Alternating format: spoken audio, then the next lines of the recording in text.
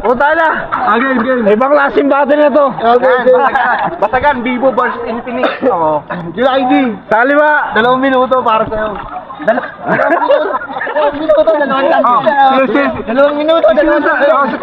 July D. Ano pala tutok? Ano mo, bobo ka rin.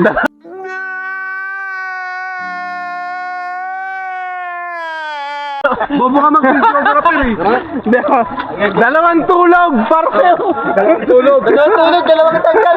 Ano ba pinagmamalaki ng Infinix na 8? Ano? 820. Rebranding lang naman ng 10A ng MediaTek 10A, ano ba yung 1030? 1030 Dimensity 1030 ng Poco.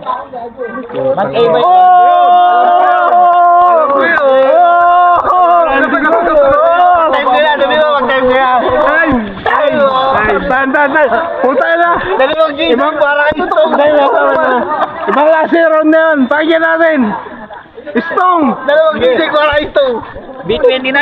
Dalawang igil! B29 ginamit. Ano ginamit? 778 Snapdragon. Sa B20 pa lang ginamit na yan. 3 years ago na, lumang-luma na yan.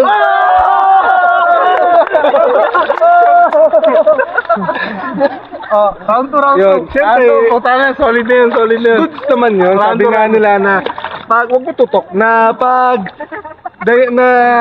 pagka Snapdragon is good for gaming. Kaysa naman sa Dimensity, more on more on videography, tapos pagdating sa gaming, mahina.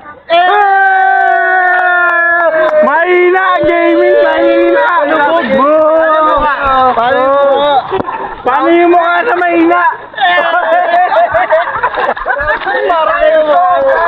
Round 3. Ha?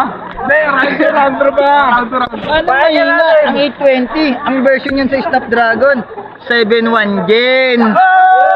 Pinagmamalaki nyo, 778 Snapdragon lang. Eh yung 820 na yun, pang 7.1 level nun. O, saan nga makakita? Naka-AMOLED, ay naka-ano? Naka-curve. Naka-curve. Ang battery lang naman, 5,000 hanggang kayo, 4,500 lang ang kaya nyo. Mag-demo na ba kayo sa ilalim ng tubig? Sa ilalim ng tubig kayo mag-demo? Oo, sa ilalim ng tubig. Huwag mo isunog. Ito malayo. Usapan na kanina, ano? Usapan na kanina. Huwag mo tutok, pre. Malayo.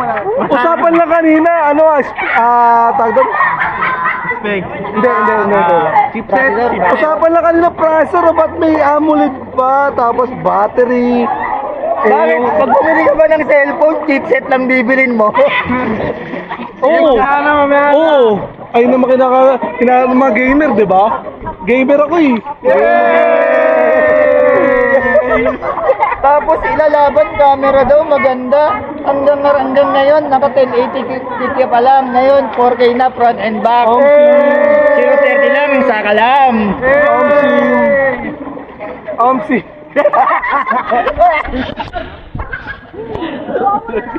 Pag-upuan naman.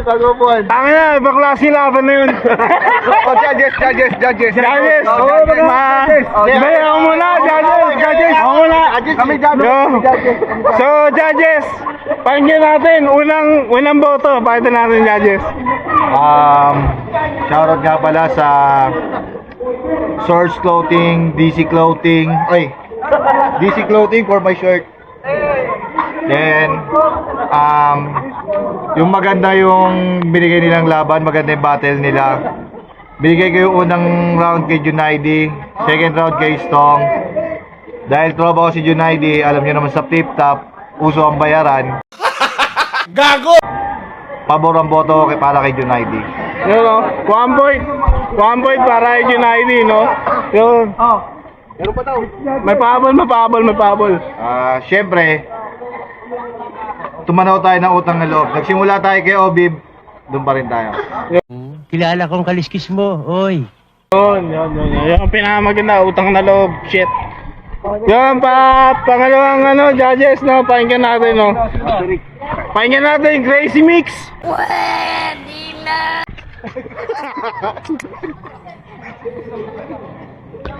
Junaidi versus Stong, nabilib ako sa kanilang dalawa, pareho sila magandang lalaki.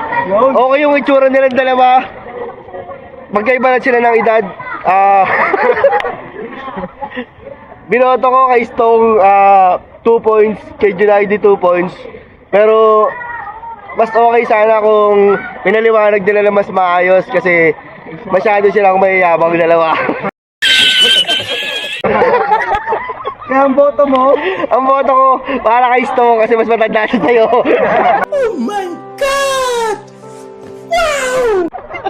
Yan o, all one. So, susunod na tiebreaker.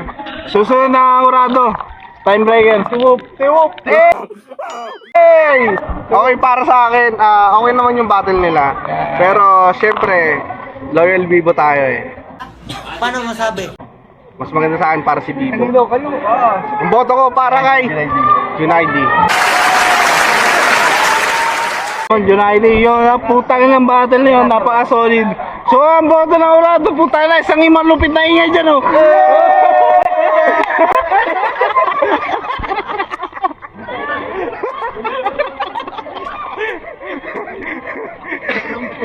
Talumag.